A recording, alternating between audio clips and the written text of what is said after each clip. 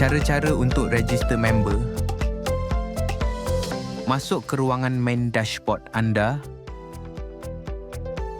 Klik di ruangan team dan tekan register member. Di bahagian register information, masukkan sponsor ID anda. Kemudian, masukkan placement ID. Anda boleh tekan placement matrix untuk dapatkan cadangan placement ID. Di bahagian personal information, anda perlu isi butiran peribadi ahli baru anda.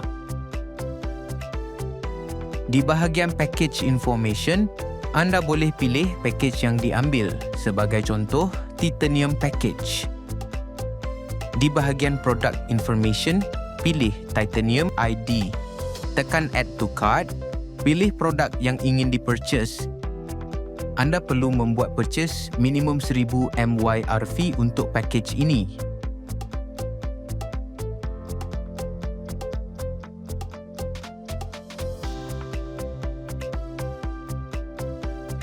Tekan add to cart, tekan OK untuk teruskan operasi.